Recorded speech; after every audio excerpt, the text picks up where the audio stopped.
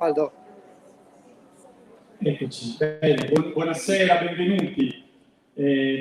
Un altro appuntamento letterario della rassegna Sassari Estate che il Comune di Sassari ha deciso di ospitare in questo posto, quindi primo ringraziamento, io sono Adoardis e Liberos, primo ringraziamento al Comune di Sassari che ha allestito questo ed altri spazi per quest'estate e per tutta una serie di eventi culturali che non si potrebbero fare se non ci fosse questo tipo di organizzazione, quindi grazie anche a tutte le persone del service e della protezione civile che ci stanno garantendo di poter effettuare tutti questi appuntamenti, compreso questo.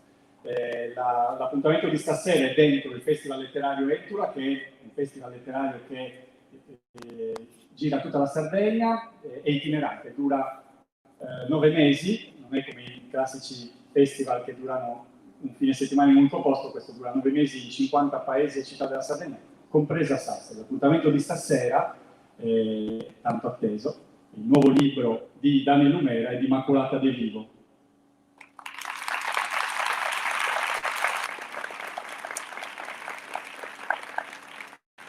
È anche l'unico appuntamento di presentazione del libro in Italia e quindi direi un grande benvenuto in Sardegna, perché in Italia ci sei già qualche giorno, proprio Immacolata De Vivo, e grazie di essere qui a Sassari. Ci aiuta un po', lei è italianissima, però qualcosa si è dimenticata, ma c'è Chiara Fois dell'Università di Sassari che ci aiuta a tradurre quello che ci vuole raccontare, a condurre la serata Gabriella Grimaldi, grazie, della Nuova Sardegna, che ci racconta anche, grazie Gabri, sì, è giusto, e anche grazie alla Nuova Sardegna che ci sostiene sempre e che sempre racconta tutto quello che facciamo. È importante che questo succeda, che il giornale della nostra città ci racconti quello che avviene, perché avvengono cose belle come quella di stasera, quindi non ci sarà spazio per le domande, facciamo una conversazione con loro che a un certo punto si interromperà, perché vogliamo consentire a tutti di avere la firma dei libri, se lo vorrete, e a tutti di vederci la partita, se lo vorrete lo stesso. Quindi saremo veloci, saremo bravi. Buona serata.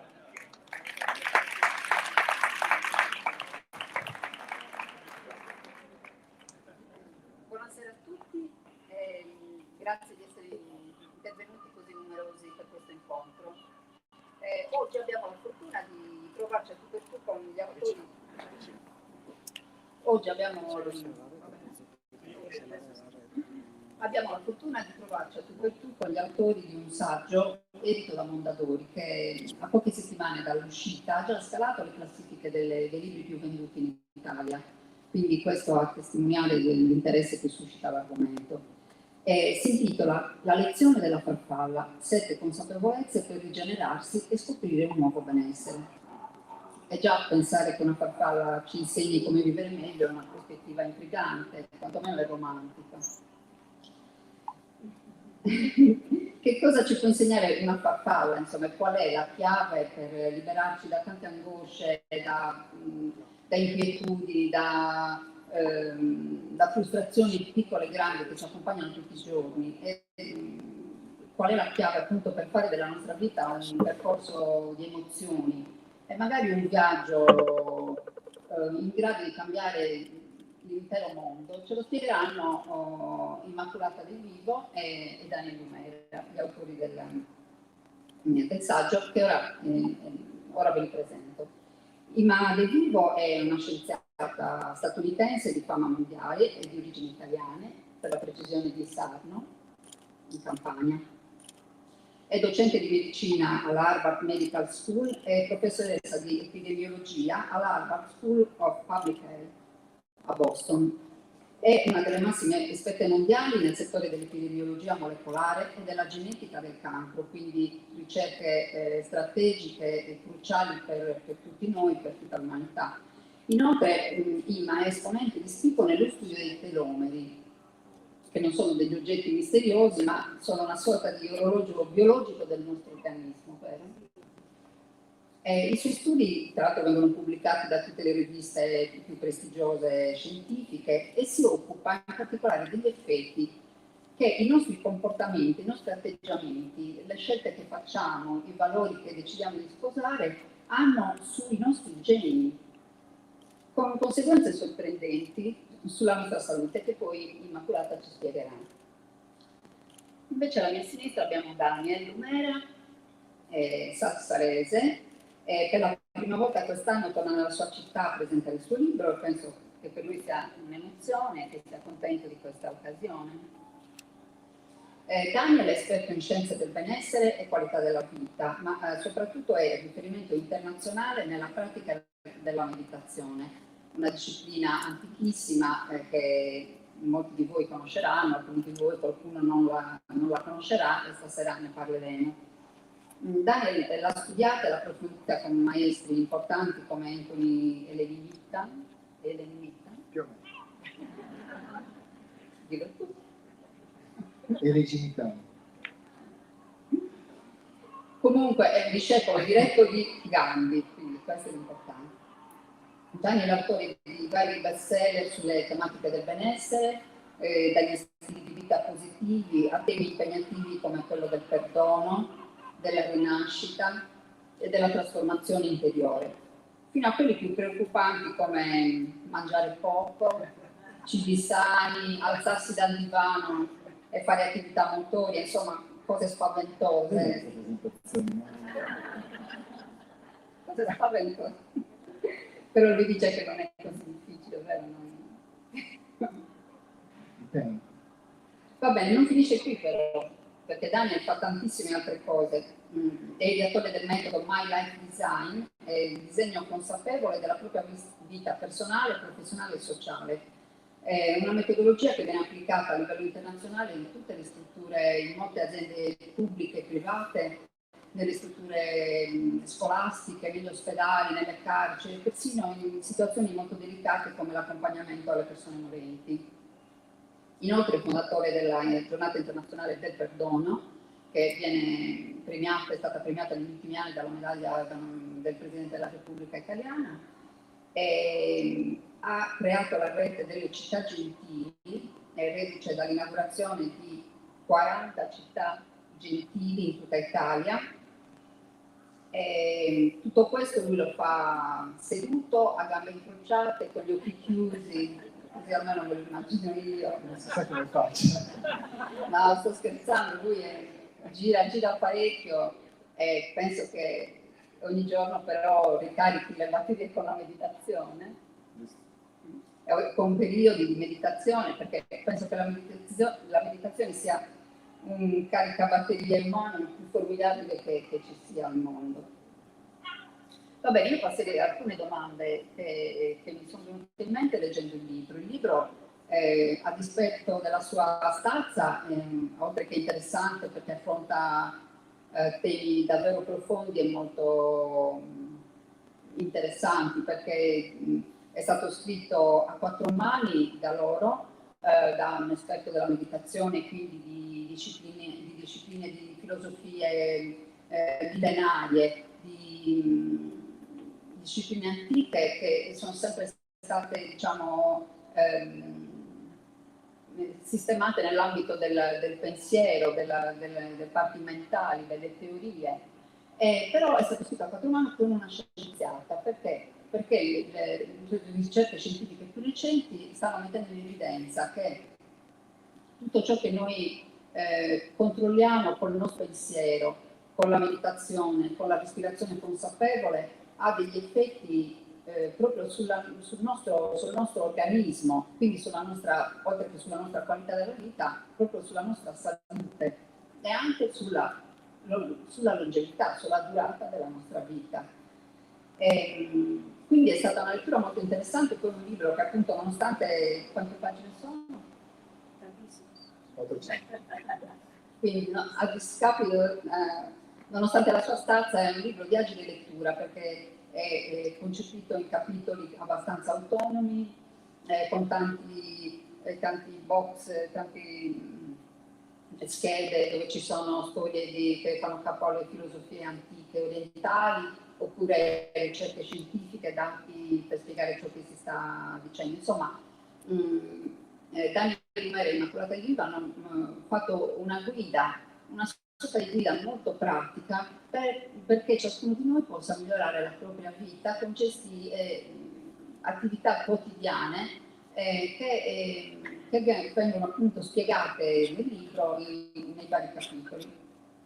La prima domanda però che mi è venuta in mente riguarda proprio il titolo del libro, La lezione della farfalla, e vorrei chiedere agli autori qual è la lezione della farfalla, perché stiamo parlando di una farfalla.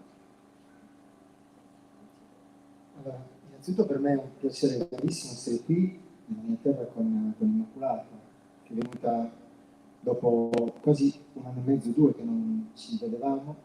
Abbiamo scritto questo libro in maniera veramente per me incredibile, perché abbiamo dato delle linee guida, poi nessuno sapeva cosa stesse scrivendo l'altro, con argomenti estremamente complessi. Poi quando abbiamo unito le scritture, abbiamo visto che sia come stile narrativo che come contenuti erano perfettamente allineati, ed è nato un libro mondo, perché stavo parlando l'altro giorno con Alberto Gelsomini, il direttore della Varia di Mondadori, e è un libro di narrativa, di saggistica, è un manuale, è un fiction, quindi è veramente molto trasversale ed è estremamente pratico, cioè porta quelle che sono le suggestioni e i concetti poi a livello esperienziale in ogni persona. E quando abbiamo deciso il titolo, se voi guardate la copertina, c'è un albero, che è l'albero della vita, dal quale si staccano delle foglie, che invece sono farfalle, al posto che morire vogliono. E quando abbiamo scelto il tema centrale del libro, che era il cambiamento, in questo periodo, abbiamo immaginato che la Terra fosse una crisalide, perché ci siamo tutti fermati, e allora abbiamo scelto quello che è l'essere, l'animale, che più rappresenta il cambiamento, la trasformazione, la metamorfosi. Abbiamo raccontato come in questi 4 stadi della farfalla, uovo, bruco, crisalide e poi farfalla, corrispondono perfettamente alla parabola umana. La scienza ci dice, ce lo dicono anche le tradizioni millenarie, che la maggior parte degli esseri umani adotta una strategia larvale, cioè noi divoriamo l'ecosistema, accumuliamo 300 volte tanto, siamo degli esseri caratterizzati da cupidigia, devastiamo tutte le risorse, anche se non abbiamo bisogno, e siamo esseri che appartengono alla terra. Quindi siamo dei bruchi sostanzialmente, abbiamo la stessa strategia. Poi qualcuno di noi, a volte per un avvenimento importante nella propria vita, a volte una malattia, a volte un lutto, a volte non basta neanche questo per cambiare, a volte una crisi molto grande, a volte qualcuno muore senza aver fatto la metamorfosi, anche se gli sono successe cose molto forti, e abbiamo la tendenza ad attaccarci al dolore. A volte preferiamo attaccarci a situazioni tossiche e dolorose piuttosto che lasciarle andare. Il complesso dell'essere umano è particolare, chiede all'esterno quel riconoscimento, quell'amore, quella cura che non riesce a darsi lui a se stesso. E quindi invece poi abbiamo descritto chi riesce in determinate situazioni di crisi o di difficoltà di fermarsi e non di fare una semplice muta, ma una trasformazione radicale nel sistema di pensiero, nel sistema cognitivo, percettivo, comportamentale, e quindi indipendentemente da quelle che sono le esigenze familiari, le aspettative familiari, le esigenze sociali, prende una sua traiettoria di vita, che è un po' quello che sento di aver fatto io, nonostante ho avuto la fortuna enorme di avere la famiglia che mi ha sostenuto sempre, indipendentemente dal fatto di capire o non capire o condividere le mie scelte. E quindi qualcuno apre le ali e poi è coerente con quello che sente in profondità, con le vocazioni che ha in profondità, riesce a riconoscerle come esigenze autentiche e diventa una farfalla. La farfalla è incredibile come animale perché è una celebrazione dell'interconnessione, dell'interdipendenza, un animale estremamente fragile che però ha una strategia di vita basata sull'economia del dono. Se voi pensate alla farfalla come impollinatore, la farfalla quando prende, quando si nutre, in realtà dà, perché feconda le piante, quindi permette all'ecosistema il suo equilibrio. Quindi abbiamo il titolo è un augurio all'essere umano, e l'augurio è sostanzialmente quello di cercare di diventare delle farfalle prima di estinguersi. Sempre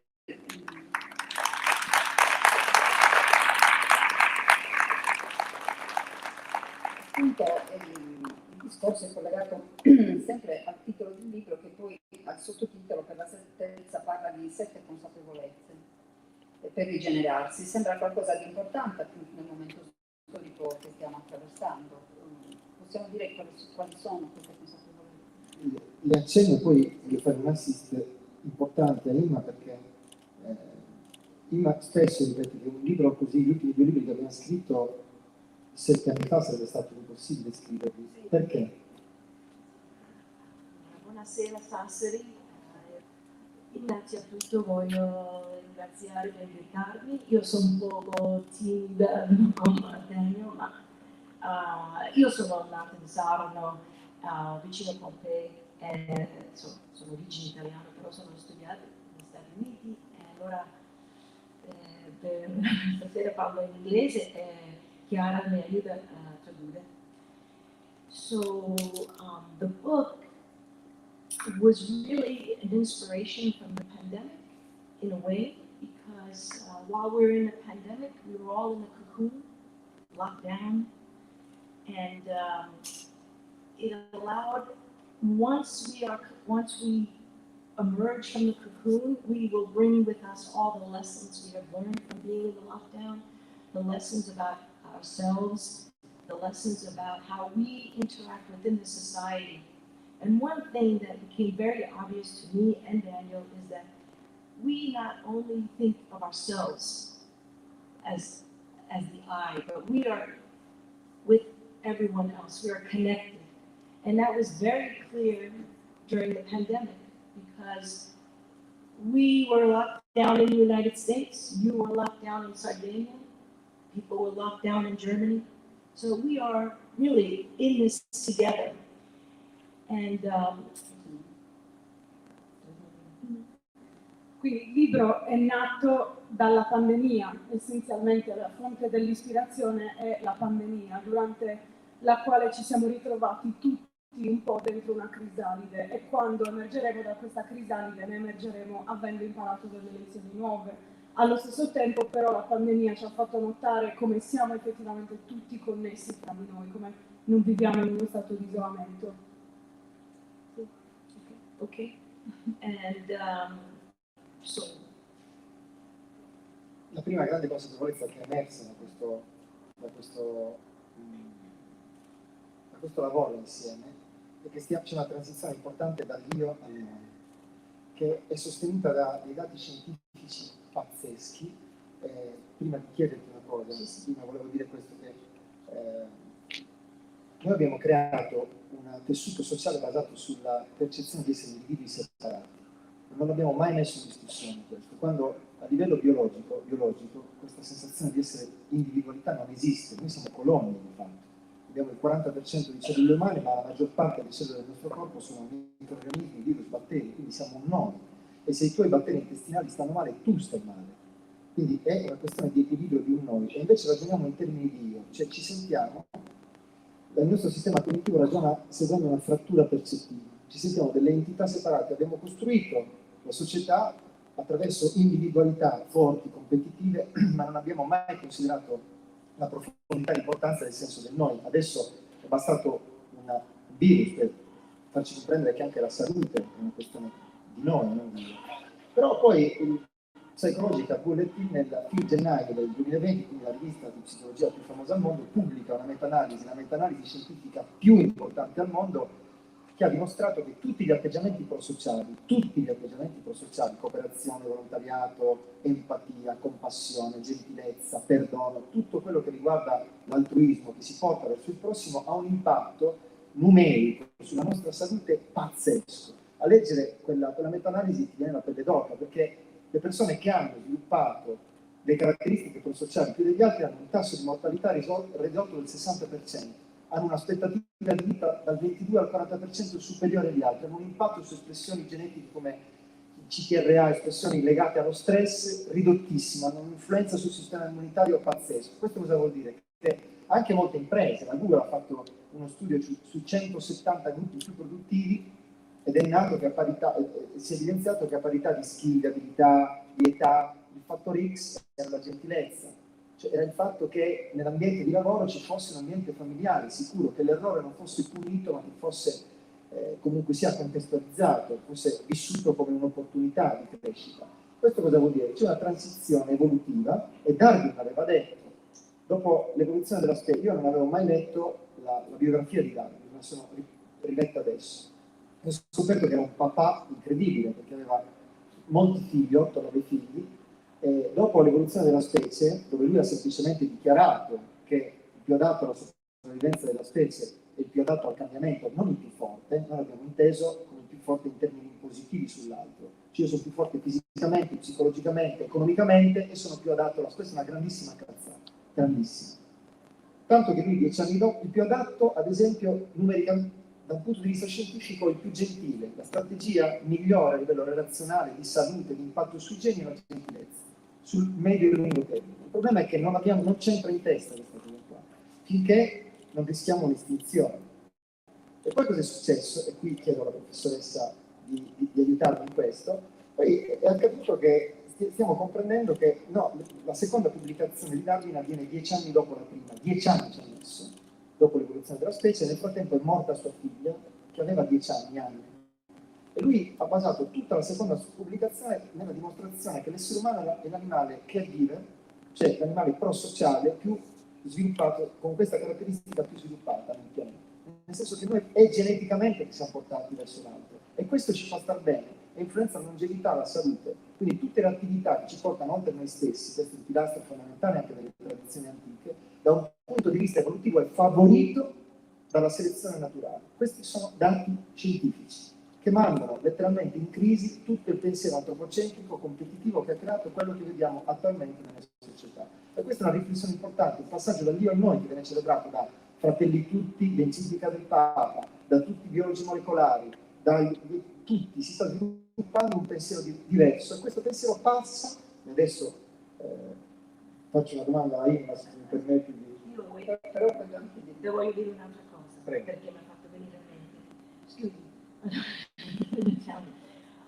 What Daniel had asked me before was about why science can support these valori and strategies now, because why is it so? What we know about the value of the valori, empathy, kindness, gentilezza, optimism, but finally the science is catching up. It's catching up through this field of what we call epigenetics. Come fa la domanda? Quindi la domanda è perché adesso, in che modo la scienza può contribuire adesso? E la dottoressa dice che la scienza sta raggiungendo finalmente quella che era una consapevolezza che già c'era, grazie allo studio che sta emergendo adesso di epigenetica. Sì. Now we have the data. Adesso ci sono i dati scientifici per poter collaborare. And it's taken about 15 or 20 years to get to this. E ci sono voluti fra i 15 e i 20 anni per poter arrivare a questo punto. I could not write this book with Daniel even 10 years ago. Non avrebbe potuto scrivere questo libro neanche 10 anni fa, il momento è adesso. Quindi la domanda che volevo fare a Imma è questa. Noi stiamo parlando di interconnessione e interdipendenza. Le persone pragmatiche dicono sì, ma i dati, oltre che la scienza, quali sono? E sono molto convincenti. Pensate a Facebook, il più grande produttore al mondo di contenuti, non produce manco un contenuto. Si interconnette e lo fa produrre al mondo. Pensate a Uber, pensate a Airbnb, non hanno nessuna struttura. Chi sta avendo successo in questo momento storico è chi comprende, riesce a applicare pragmaticamente il valore dell'interconnessione. Qui stiamo parlando di cose estremamente pragmatiche, che fanno bene alla salute. Ma la domanda è questa. Noi nel libro celebriamo tutti i valori inclusivi femminili. Cioè diciamo che la femminilità... Allora, tu. Parlate di forze femminili come appunto empatia, compassione, perdono, gentilezza, ascolto, che sono delle forze che voi definite rivoluzionarie. Però c'è anche da sottolineare che nella nostra società sono caratteristiche considerate in realtà delle debolezze. Sì, La domanda che volevo fare... Perché le donne cercano spesso di nascondere accuratamente sul luogo di lavoro. Io, a parte che faccio una parentesi, vedo moltissime donne arrabbiate, anche giustamente, per la discriminazione. Il problema è che dal mio punto di vista, ed è solo il mio punto di vista, c'è tanta gente che sta cercando di affermare i propri diritti utilizzando un modello maschile di leadership. profondamente incazzate. Secondo me questa non è, possiamo fare molto meglio, io credo. A parte che la gentilezza, oltre che essere bipartisan, è anche una qualità, vuol dire, Gandhi ha fatto quello che ha fatto anche grazie alla non violenza, a caratteristiche totalmente femminili, inclusive, che sono accezioni normalmente le consideriamo debolezze. Però la domanda che voglio fare a Imma è questa. Lei ha studiato l'impatto della gentilezza sui telomeri, cioè sui biomarcatori della longevità. Vorrei che ne parlasse la fonte, ma soprattutto lei ha studiato come tutte le forze inclusive, non esclusive, e molti, soprattutto le persone che ci governano, tendono a creare senso di identità a partire dalla creazione di un nemico, colpevolizzando qualcuno, non a partire dalla cura dell'altro. E allora volevo chiedere a Inga, qual è l'impatto genetico della discriminazione e del razzismo? Esiste? Ci fa bene o ci fa male? Tu lo sai già la risposta, ma sì, racism, allora io non voglio usare la parola racism, ma discrimination, marginalization, exclusion. Exclusion è più una parola, esclusione è più una parola gentile, diciamo così, perché everyone can be excluded. And not just people of color, but gender, children, etc. Chiunque può essere escluso non solo per l'etnia ma anche per il sesso. So the research is based on excluding vulnerable populations. Quindi questa ricerca si basa sull'esclusione della parte vulnerabile del popolo. Okay, so Anche migranti, giusto? migranti, assolutamente, and anybody vulnerable, marginalized. Persone marginalizzate. So I want to make that very clear. So the social data, we know that when you exclude or you make someone feel less than who they will begin to feel less than who they are, and they will take on disease much quicker. We know that. The data is very strong. Quando escludiamo qualcuno e cerchiamo di farlo sentire inferiore, lui inizia a sentirsi inferiore e c'è un'emergenza, un tasso maggiore di malattia, quindi di patologia. So we know the data, but now we know the science has caught up. Abbiamo già questi dati e la scienza adesso sta raggiungendo questo punto di collaborazione. The specifics of how something like racism or discrimination can impact health. But I tell you that racism, discrimination is a public health problem. Razzismo e discriminazione sono un problema di salute sociale. No question. So the telomere, il biomarcatore della longevità. Cosa sono? Sì, so telomeres are the so you have your DNA, okay, we have DNA everywhere. The ends of the DNA, they're telomeres. Le estremità del DNA sono telomeri, DNA che si trova in tutto il nostro corpo. Sì, they're the caps. Le punte, le cime. And they protect the chromosome, the capucce, but they protect the chromosome. E proteggono i cromosomi. So they are a marker of the cellular aging because as people get older, they get shorter. Si accorciano quando la gente invecchia e quindi sono un segnalatore di longevità. So what we're interested in as a public health scientist is accelerated shortening. Quindi quello che ci interessa in quanto scienziati della sanità pubblica è questo processo di accorciamento. Accelerato però, che è accelerato. So, for instance, we know people who are marginalized, and we look at the telomere, which is an objective measure. Objective. Osserviamo persone marginalizzate, osserviamo questi telomeri che sono una misura di osservazione oggettiva. They have telomere, they may be 40 years old, but their biology, their telomeres, is 70 years old. So they take on the health of a 70-year-old. Hanno magari 40 anni, però hanno la biologia di un settantenne, quindi hanno praticamente le cellule di un settantenne. So this is why we can explain why people who are marginalized die sooner, get sick more. It's because the biology, the inside, is older than what they really are. E così spieghiamo come mai queste persone marginalizzate muoiono prima e si ammalano di più, perché la loro biologia è più vecchia rispetto alla loro età effettiva. Ma a quanto pare anche quelli che discriminano, quelli che odiano non sono messi molto bene a telomeri. Sì. Questo è sicuro. Bellissima se la sa. Questo è sicuro. But, no, io adesso non ce l'ho data, però è sicuro, senza guardare, però sì, io sono una scienziata, allora devo fare objective, devo guardare, non posso dire, non posso dire. No, quando sono arrivati il motto di Inma è Be kind with your DNA, quindi sii gentile con il tuo DNA. Io sono arrivato a Sassari e ho sentito subito non farmi girare i telomeri.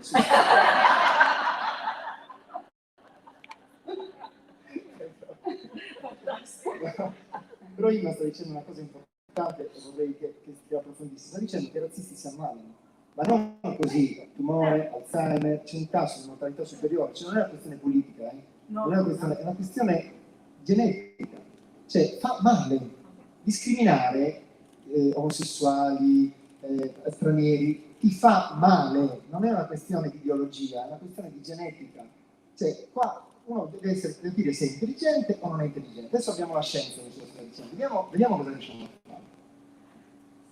See, exactly. No, it's not a question of morality. I'm speaking here as a scientist, and I can.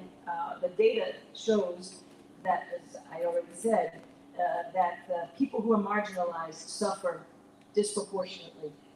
Non è una questione di moralità, lei ci sta parlando in qualità di scienziata e i dati lo dimostrano, le persone marginalizzate soffrono di più. Sì, i telomeri sono, the telomeres are short. I telomeri sono corti.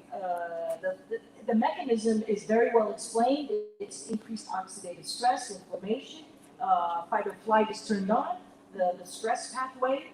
The mechanism is very well Il described. meccanismo viene descritto molto bene, The stress riguarda pathway is activated. i meccanismi dello stress che si attivano più facilmente, il flight or fighting, See, the brain part, the amygdala, is activated. l'amigdala è attivata più frequentemente. See, so there's a lot of biological data to support the impact of marginalization on health. Ci sono molti dati scientifici che supportano questa diciamo, abbinata fra marginalizzazione e salute. So the real question should be, why do we care in this book about marginalization and discrimination as an example for the lezione della farfalla?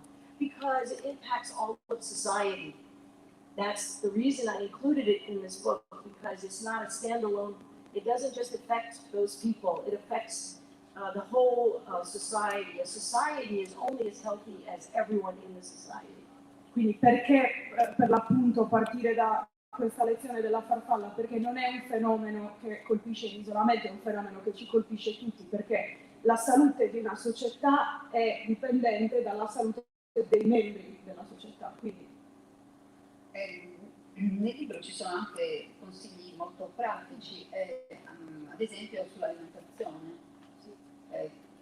Tu parli di alimentazione, di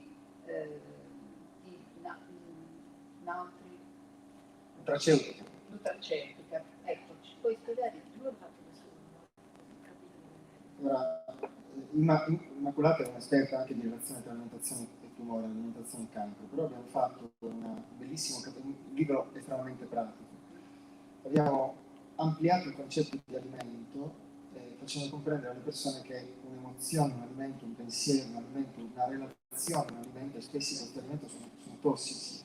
Non abbiamo una dieta, magari una persona dovrebbe aprire il frigo e chiedersi che emozioni mi sto mangiando, perché molto spesso l'alimentazione è un meccanismo di compensazione emozionale, di ferite di solitudine, di impotenza, di frustrazione, cioè la scelta alimentare deriva da quella che è la tua esperienza di vita. E molto spesso gli scompensi alimentari, anche la fame compulsiva, deriva da scompensi emozionali. Quindi magari uno fa una dieta di 20 giorni, di un mese, perde peso e poi esplode di nuovo perché non ha risolto i meccanismi che ci sono alla base.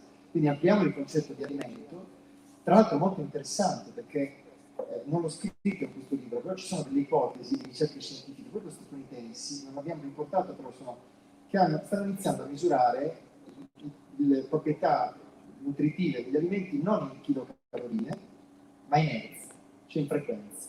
E hanno fatto vedere che tutti gli alimenti come carne, formaggi importantissimi, però hanno 0 F. Poi sono i prodotti della terra, che arrivano fino a 15, poi i prodotti degli alberi, che arrivano, poi sono i superalimenti, ad esempio il limone, gli oli essenziali, il cacao, non so perché hanno tanto F. Però poi hanno dimostrato che secondo quest'altra scala anche le emozioni hanno degli F che aumentano e diminuiscono la frequenza del corpo umano.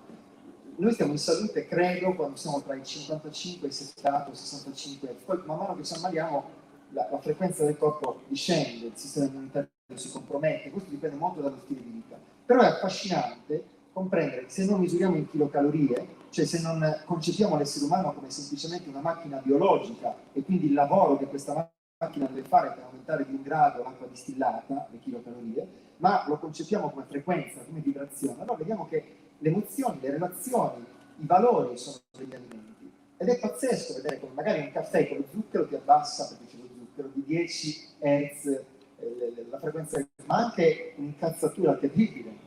Se in macchina ti suonano il clacson, te lo mandi a stendere e tu ti ammali. Cioè, bisogna stare attenti anche a questo, a che cosa ci nutriamo. È pazzesco come si sta aprendo il mondo anche dell'alimentazione. E quindi abbiamo parlato di nutraceutico, abbiamo diviso con Immacolata un giorno in 4 fasi, la mattina, il giorno, la sera e la notte. Adesso lei parla del buon sonno e abbiamo dato i consigli sulle buone pratiche alimentari, di nutraceutica, quindi di integrazione, di pratica meditativa, di respirazione consapevole per vivere un giorno perfetto, cioè per arrivare a esprimere un pieno potenziale fisico, vitale, emozionale, relazionale, mentale ed esistenziale. Quindi chiedi a Imma perché è così importante il buon sonno e cosa succede quando si altera questo buon sonno e quali sono i consigli di una scienziata per avere un impatto. So sleep is the best anti-stressor. Ok, il sonno è il miglior antistress. When you sleep, that's the only time your brain can clean itself. Quando si dorme è l'unico momento in cui il cervello può autopulirsi. Your blood gets clean through the lymphatics, but your brain does not have that. Il sangue si pulisce attraverso il sistema linfatico, ma il cervello non ha questo meccanismo. So the longer you sleep, the better your brain gets cleaned, your memories are formed, and you're restorative. Quindi più a lungo si dorme, più il cervello si pulisce, le memorie si formano ed è in generale un meccanismo ristorativo. Quindi. Exactly. So there are different schedule for sleeping. So babies sleep a long time. Why? Because they're growing, they're forming memories, they're learning how to speak. Ci sono diversi ritmi di sonno, per esempio i bambini dormono di più perché devono formare memorie, imparare a parlare, svilupparsi. So in the book, we know that in the United States, car accidents, the number one cause is not alcohol, but lack of sleep. Dal libro leggiamo che negli Stati Uniti la causa numero 1 degli incidenti stradali non è l'alcol, ma la mancanza di sonno. And these accidents affect the society. They don't kill just the person driving the car. E questi incidenti ovviamente colpiscono tutta la società, non solo la persona alla guida. So there are many accidents we talk about too in the book, Chernobyl and the Valdez. These were disasters, human disasters and natural disasters that were a result of lack of sleep. Ci sono 2 disastri naturali di cui si parla nel libro, uno è Chernobyl, l'altro è The Exxon Valdez. Quindi una petroliera, In Alaska. Ok, in Alaska. Quindi 2 disastri naturali causati dalla mancanza di sonno. So we suggest in the book hours to sleep and also napping and strategies for better sleep. Quindi viene suggerito il tempo per dormire, il tempo dei pisolini e strategie per un sonno migliore. One of the main problems with the pandemic was insomnia. Uno dei problemi più grandi emersi durante la pandemia è stata proprio l'insonnia. Insomnia increases your risk of infection and all diabetes, all these chronic diseases because you need to sleep. So insomnia is a problem. L'insonnia è un problema perché aumenta il rischio di diabete e di infezioni, quindi colpisce proprio il sistema immunitario. Exactly. So we some of the suggestions, the strategies is one of the best strategies for insomnia is meditation. Una delle strategie consigliate nel libro è la meditazione. Absolutely, the data is very clear. Also, to remove electronic devices when you sleep.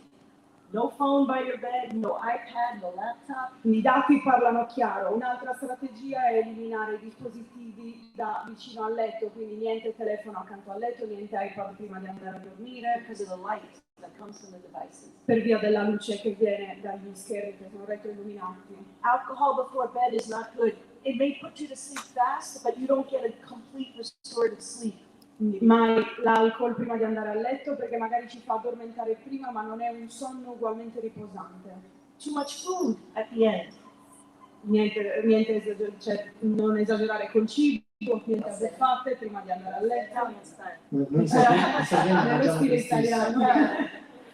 Stile italiano, perché io sempre quando faccio questa suggestione dico, io mangiamo i 10, senza vuol dire anche, ma va bene. That's a suggestion, è una suggestione, non vuol dire che devo Un consiglio. You don't have to take it, right? Because Quante there are ore bisognerebbe dormire? allora, so it's individual, but mostly 8 to 9 hours. Sarebbe soggettivo, ma fra le 8 e le 10 ore. But it's true, as you get older, you get less sleep. E quando si invecchia si necessita meno sonno. That's biological. Questo è un imperativo biologico. Yeah. So, Niente, io vorrei ritornare al tema della meditazione, perché l'anno scorso l'Organizzazione Mondiale della Sanità ha affermato per la prima volta durante la pandemia che la meditazione era riconosciuta come una pratica essenziale, importante per il benessere, per la salute pubblica. No? Ecco, quindi ti vorrei chiedere, Daniel, insomma, la meditazione come deve entrare nelle nostre vite e quali benefici produce proprio fisicamente. Allora, innanzitutto il CDC degli Stati Uniti proprio ha dichiarato che il trend sanitario in più rapida ascesa negli ultimi, credo, 3 anni, e moltissimi medici stanno iniziando a prescriverla non solo come prevenzione, ma proprio in associazione tantissime, proprio perché, guardate, per me è un onore essere qui seduto con Immacolata Di Vivo. Lei da pochissimo, l'ultimo articolo è uscito su Nature, ci sta parlando di una persona che pubblica con la Black Barn, con il premio Nobel alla medicina nel 2009, sta parlando con una luminaria mondiale della scienza. Io la prima volta che l'ho vista, ma è la verità, dico.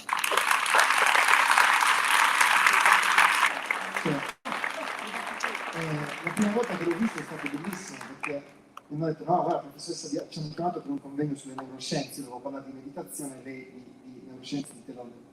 Mi ha detto, no, mi raccomando, io ho rotto i protocolli, ma anche lei ha rotto i protocolli, ci siamo visti, ci siamo subito abbracciati, poi gli ho detto, ma io sto andando in stanza a meditare, vieni in stanza a meditare, poi ho pensato, ma le donne in stanza di solito si invitano non per meditare. Speriamo che mi capisca bene, però abbiamo meditato effettivamente. lui ha detto, vuoi meditare? Io ho sentito meditare. Se lui ha pensato un'altra cosa, non è colpa mia. Però è nata una grande amicizia poi. Anche io sono innocente.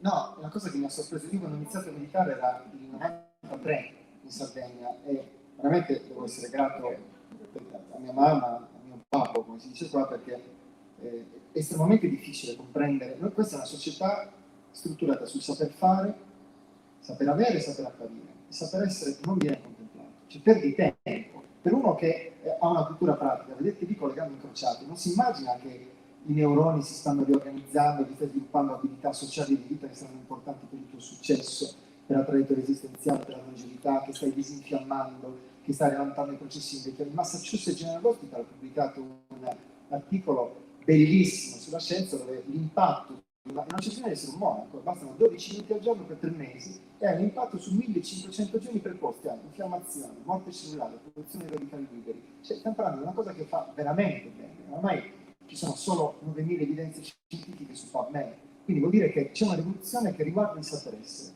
Non deve essere stato semplice per mia mamma vedermi ore con le gambe incrociate, mia mamma sarebbe dovuto morire dalle 20 alle 30 volte. Mi sentiva in camera a respirare, dice, ma quanti gommoni puoi gonfiare? Cioè, effettivamente però è giusto, perché mio nonno, poi ci sono diverse persone, che era un meccanico di Modena, quindi una persona estremamente pratica. Quando gli ho detto che ero vegetariano, credo che sia morto credendo che scherzassi, perché non è concepibile, ma io lo capisco che non è concepibile. la cultura del saper essere.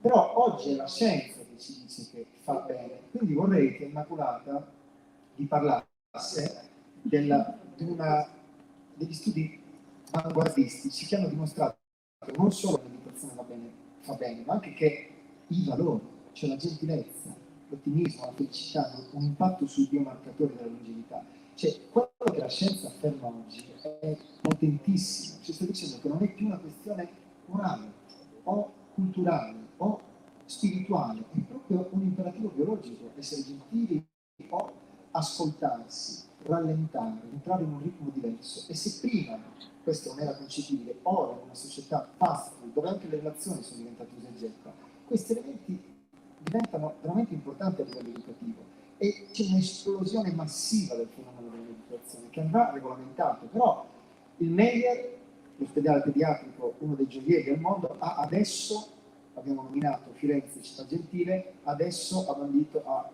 creato il master sulla gentilezza per le professioni medico-sanitarie. C'è una stanza di meditazione, meditation room, che stanno creando per il personale medico. Tutte le più grandi aziende hanno una meditation room. Quindi evidentemente c'è una rivoluzione culturale enorme. Quindi vorrei che Imma vi parlassi di questo studio sulle donne che lei ha fatto relativo alla gentilezza.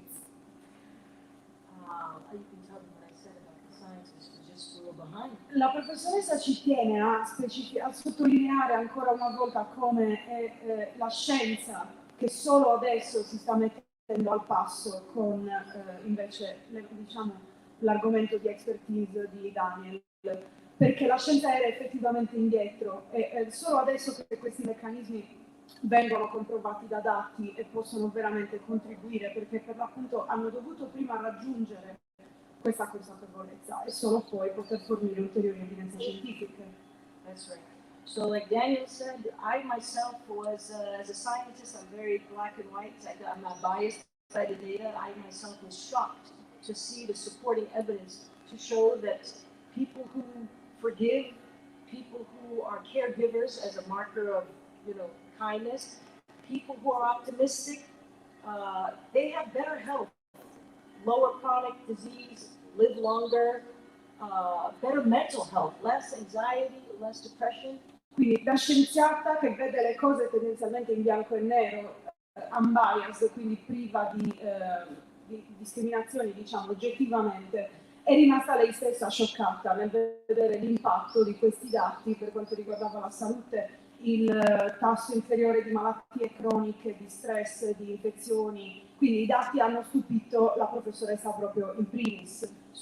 The mechanism, I'm not going to get very technical, but it basically impacts the stress pathway.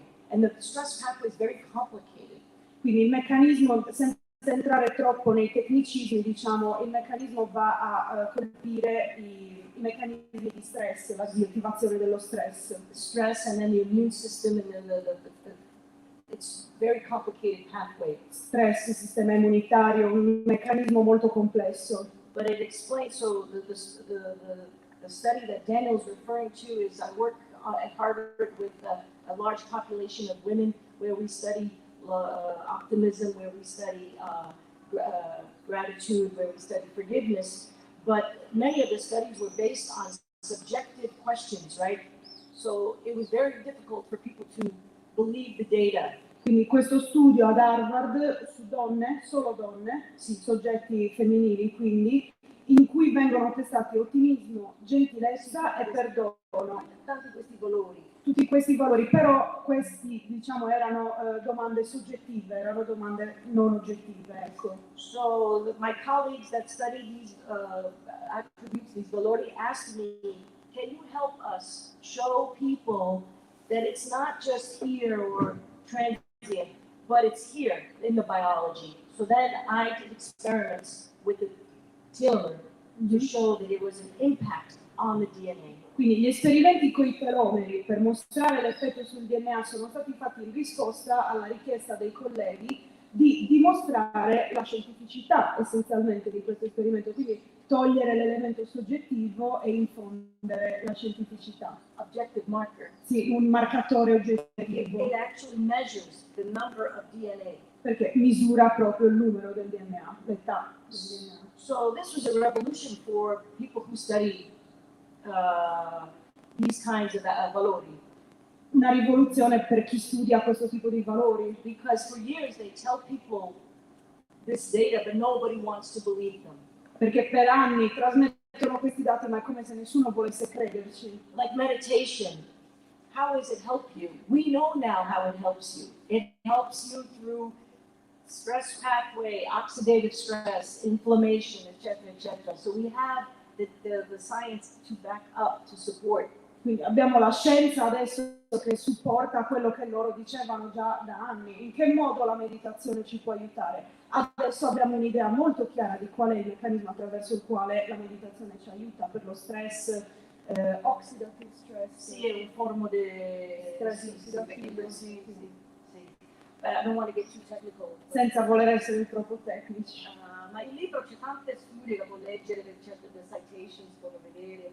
Sì, quindi anche gli autori citati anche potrebbero But it's a essere. revolution, really, because people believe that your DNA was not modifiable.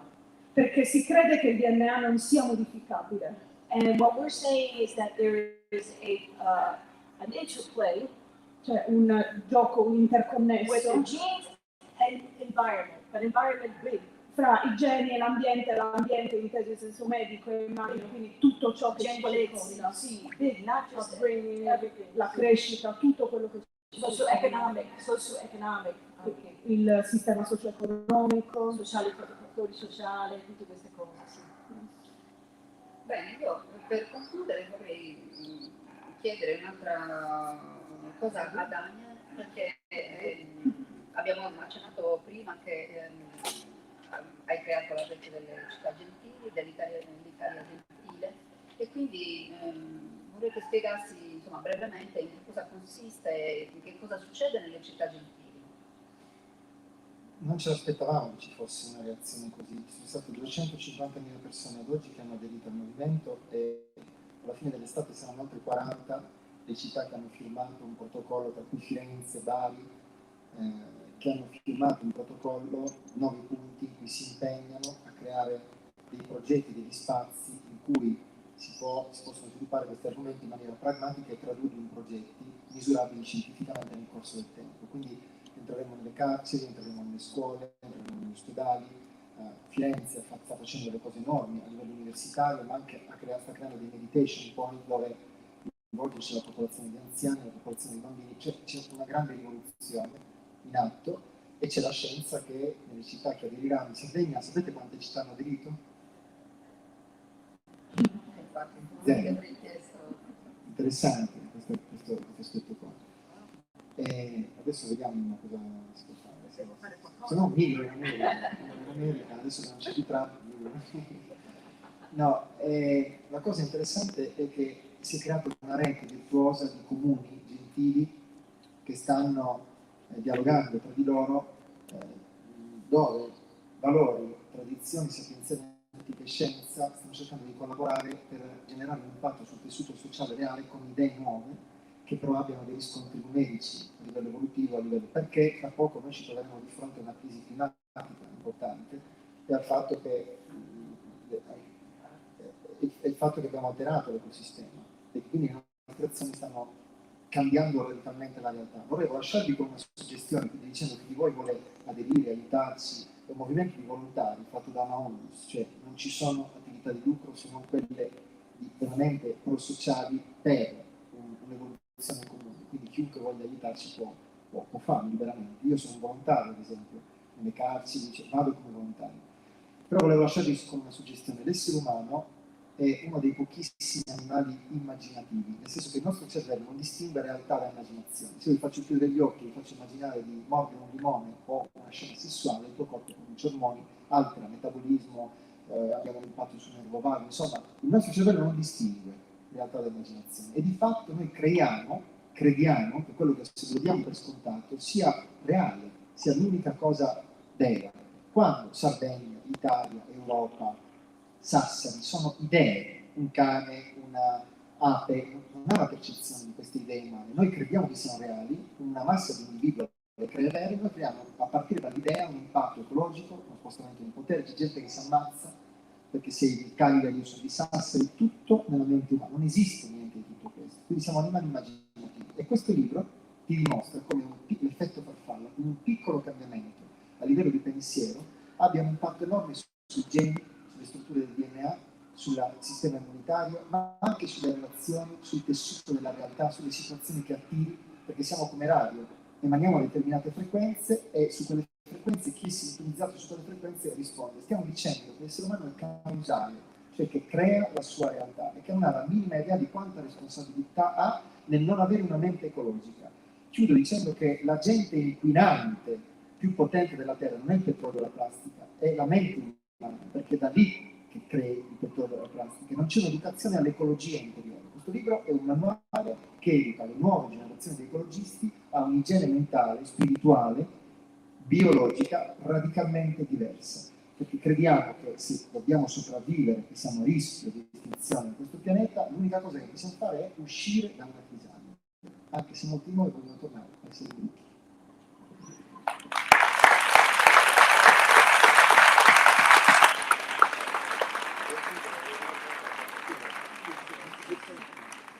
Buona ringraziare un'altra volta, grazie per la pazienza e fare con questa this style of presentation, diciamo. È un onore per me per venire qui in Sardegna, io non ci sono stata mai, oggi devo andare a fare il bagno, ma non è successo. Un'altra volta. Andiamo a fare il Quindi torni. per fare il bagno. Promesso. Promesso. Grazie. Bene. Abbiamo questa promessa, chiudiamo con questa promessa, quindi ti aspettiamo prestissimo. Soltanto ricordarvi, domani, sempre qui alle 19, ci sarà un ricordo, un omaggio, un tributo al professor Brigaglia. Questa è una città che non solo non è gentilissima, ma spesso si dimentica di essere riconoscente nei confronti delle persone che gli hanno dato lustro e quindi il fatto di domani è importante perché dimostra il contrario, che questa città ha voluto molto bene Mario Brigaglia e dimostra, speriamo di poter dimostrare domani con la vostra partecipazione, che ci manca tanto e che Sassari sa anche riconoscere le persone importanti che l'hanno vissuta e che ci hanno fatto vivere tante emozioni, tante esperienze, insomma. Quindi l'invito è per domani alle 19, sempre qua, con le memorie di professor Brigaglia, c'è anche Lucio Filigheti che ci racconterà un po' di cose di professor Brigaglia. Allora, chiudiamo qua. Ilma e Daniel, per favore, Andrea, certo, per favore, se potete ancora un po' di pazienza, spostarvi lì per le firme, perché così li vediamo qua per il service. Grazie. Innanzitutto a Gabriele Grimaldi, grazie, a Chiara Fois, a Daniel Lumea e a Immacolata De Vivo e a tutti voi. Buona serata.